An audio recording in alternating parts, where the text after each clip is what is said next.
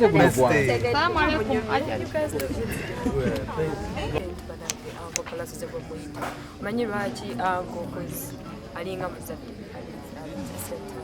think he's the only male artist achasizo okweso buli tuze temuyanga ko Pallaso Montalo z'abakyala ate ava respecting anya abakyala. That's why valuing your female talents naziwa platform zekamwa kwogera nange. He's part of my journey. I think I've talked about him, and I'm so proud of seeing other young girls coming out. Uncle Pia kwatinde kama chumubadi chakabe mkwano Uncle Pia abantu okusinga nnyo ogusoose mwana badde akaali obadde ki nange by the way baza nze nali namulabako paka namulaba ndi on the lolo ng'ali alina gye yali ayimba naye nga ndi awo nkubye ekikooti kyange nga nnyumirwa vibes ze twali yali ndoza mu covid no bwekityo naye nga Ali very talented. I admire his voice and his talent. A big up brother. Ndi musanyufu nnyo n'abayimbi bonna abaliwo abalala abamu gwe busoso balabanga Uncle P. This is my first time to meet you. Yeah man, nimubuuze. Jango mwehaga jango. Sembera. Tuli wala nnyo naye. Yeah man. Oyo y'omu ku bayimbi baffe man. Betwasigaza abakyasitikinze ku Ugandan music. When I say Ugandan music, otegeera kyentegeeza nti akyalina ziri roots za Ugandan music yennyini. Kubanga olumu tutagala naye omusajja oyo muwa respect kubanga akyali wali eri. Ositegeera. Nina ye nga bwagambye, me and Nina go way back years. We've been in the same camps, we've been in the same places, we've had mutual friends. So same respect I have for her. I'm pretty ubi nginze Nina tetubateranga nayo na kintu in our life, but we always team up and the right time will bring the right thing. Uncle Pete. Yeah man. Okudira ku kibuzo kya Nina kyawe badda ku appreciating okubeera nti nno gwo omuyimbi abataberango mukavuyo na bakyala. Muganda waffe omuyimbi Bruno. Kicho olino what advice could you give him? Bruno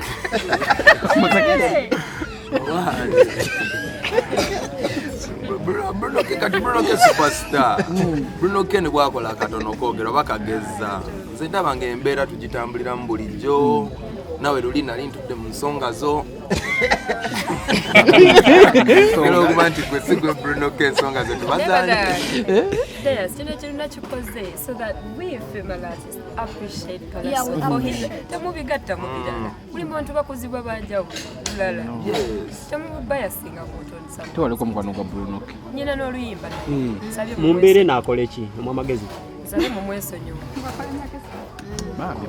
Bruno ke just muganda waffe and just life happens into muimbi into buli camera muliko, he stands out, you know, kusoba bamu judging and nawe chengezako kugamba you also go through this so these things happen every day and nawe mwenyini akutte kunjo hizo bali uchikoze no na isinze ono nabadde mu nsonga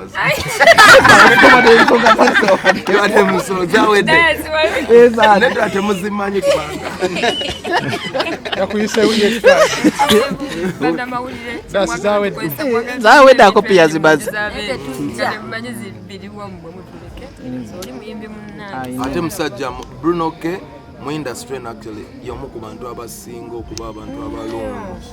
Era Bruno ke jjajja Ichuli kyeyagamba kituufu nti abantu Bruno ke ekimutawaanya mutima gwe mulungi.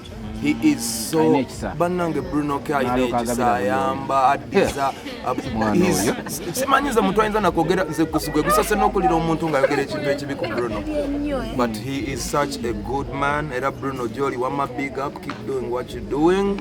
We love you and ensonga zino zonna tuzimalire ku Love Fest. Omugambye let him keep doing what he's doing. Era tubiraba byakola. Ensonga zino Uncle P guys gwerewa ku Love Fest nga bombi abalesi. Ku Love Fest tugenda tula mu nsonga zino. Tugenda kuzongerayo naye nga big up tulina n'akayimba ne Bruno ke. Banne muyinza okuba temukamanyi. Akayimba ka kabinyo era agenda kuba akayimba ku Love Fest nga akayimbira omwagalwa we the building.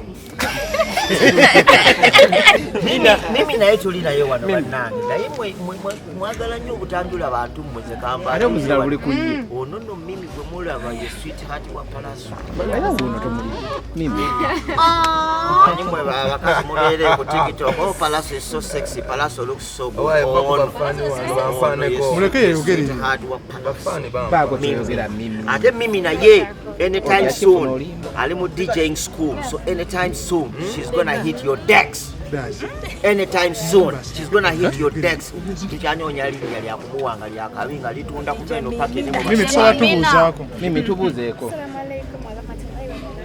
bannange okikola otya okukuma omusajja ow'omubiri agenda n'aguteeka ebweru abaana bonna ne bayiika amalu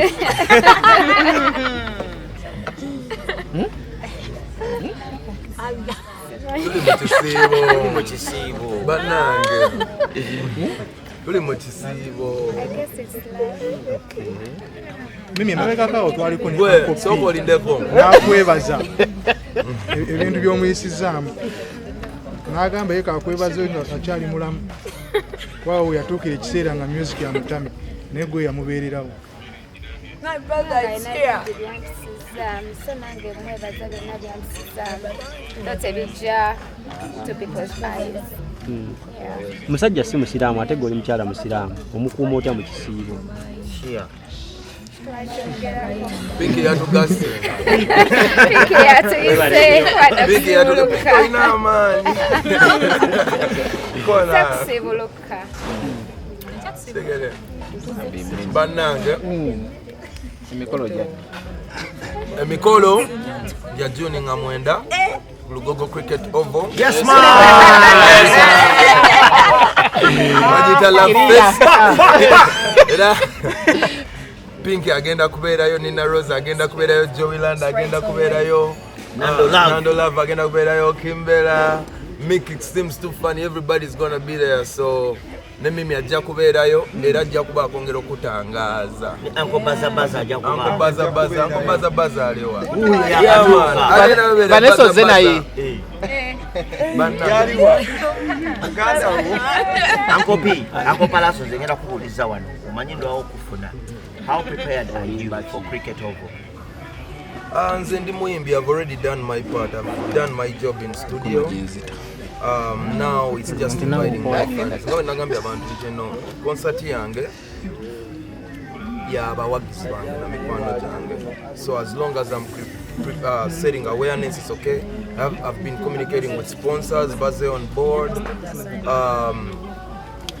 Kugamba, this is, to me, music is fun, music is a job, and I have a catalog to deliver that day. Yeah. So, Chenyizo Kugamba, as Pallaso, you know, it's been 5 years since I last organized the concert, so this is very, very special. Ninako platform yaba upcoming artists. Njagala, era tugenda auditioning aba naimba, we'll give them a platform. Yeah. And sitomanya inzo kumanyiro to prepare them for their future. Of course, with my brothers and sisters, surprises nyingi nenga tuli well packaged. When you hear Pallaso, it's music. Yeah, that's the language. You are the first artist to break numbers. Freedom City. You are the first artist to break numbers for Freedom City. Eh? Freedom City. Why? You made a decision. What is your expectation as an artist? Freedom City. Actually, this is not my first try reaching out to a stadium. Nageza kokola nature on the rugby ground. If you remember summer concert, that didn't go very well, but which is okay. It's part of my growth. Yeah. And this is what I'm up to now. So now ngeza kugenda mo bigger venue yo. Expectations zange ziri nti Katonda ali nange. I've done my job very well. People have loved my work. And now I'm counting on the people. First of all, Nali Sagala nga Sirina very prepared for this concert, and I'm putting it together for them. Right now I'm doing it by myself. Sirina ko sija gamanti nako partnering in the promoter enna, but I'm doing it for the people, and I'm counting on you guys. So if you guys wanna give me back or celebrate me or celebrate my music or whatever you love about me, June 9th is the day. Love Fest. Yeah. And we're gonna do this together. Ngenda kuba mpita ku social media zange ngamba inquiring nga mumbulira Pallaso twano tukwate obwetu twano tukole tu. We're gonna do this together. I'm prepared on my end musically, but you guys prepare your support as well, because we both have to prepare. I think and see it has appreciated you, because Pallaso 2 years in a row you were voted Artist of the Year, and then after being voted Artist of the Year you had Songs of the Year 2 years in a row, and then after that onokola Golden Tour. Uganda following so I think Golden Tour has been the most successful tour in the country. Now that we're here for Cricket Oval, I think the country is ready for you. Thanks. Era njagala okwebaza not to give up, njagala okwebaza all the work you've put in, the dedication. It's not easy as people think it is. Abantu bala baba celebu nga muli mu motoka za kabi mwambala ebintu bya kabi buli saa mubera mu matala ne balowooza it's easy. It's never easy. Musiba mu studio temwebaka. Ate nekiro musiba mukola. Ate ne ku luguudo musiba motoka nga munoonya mirimu mukola. So it's never easy. Me, I just want to say thank you for never giving up. Thank you for recognizing. Mwakabe Cricket Oval ngaba mayanja kwanga mujje. Nawe okomyewo Cricket Oval. Amayanja banakuwerekera. Mayanja bali on board, bali already organizing committee. Chameleon Momola already profile picture, big up Chameleon, big up Wizo Manizo, already profile pictures with social media zachu, Kaziriko Pallaso. Chimininga talk riding on those platforms for the time left. If they are Denga Baganda Bange, but they are giants in business, I still have to recognize that. Chameleon just yamvuzene speed yokutoka wano like angazokuka kati today no tudali so bagenda kumperekera, but I want to remind you this day is Pallaso exhibition. Sagala muntu yenna njagala bobo in expectations zo zibere 99.9% Pallaso and everything else is extra. Fantastic. Thank you. Dina, tugenda wa Nina.